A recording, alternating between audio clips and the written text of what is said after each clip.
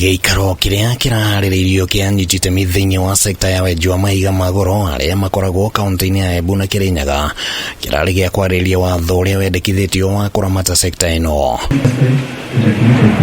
Anyiti itemi aya maugĩte atĩ mendekithia marĩa marĩ watho-inĩ ũyũ matikuruhanĩtie andũ arĩa maigithagia na njĩra ĩtarĩ nene thĩinĩ wa sekta ĩno. I just raised an issue on the level of involvement of the county governments in the entire processes, which has been taken well. Umwe wa maũndũ marĩa Anyiti itemi aya marorio garũrĩrwo nĩ enji mahiga ma goro a IKIRO NINI metĩkĩrio kũhũthĩra macini cia hinya, makiuga atĩ nĩ cigũteithĩrĩria harĩ nginyagia kũnina ũgwati ũrĩa ũkoragwo mang'etheire. We are introducing a policy.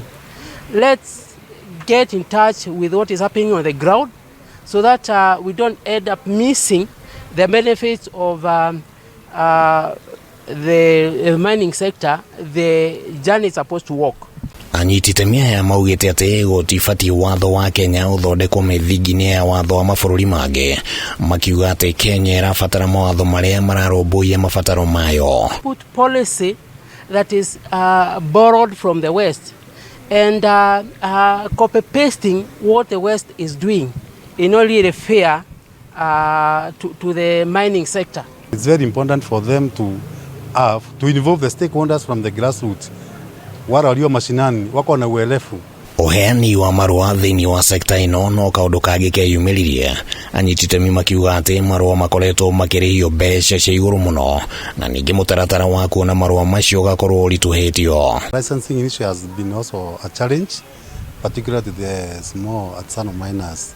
Hawa wachimbaji madini wadogo hatungetaka wawekewe ile finda ama fee kubwa sana ambayo they cannot afford. Would like them to have affordable rates which can accommodate them to pay and continue with the mining. Ningĩ nĩ morĩtie watho ũyũ ũthondekwo na njĩra ĩrarũmbũiya faini ĩrĩa mahũragwo, makiuga atĩ faini cia mamirioni maingĩ ma mbeca iria makoragwo magathĩkĩirwo no cihukie sekta ĩno. Licensing have been centralized in Nairobi.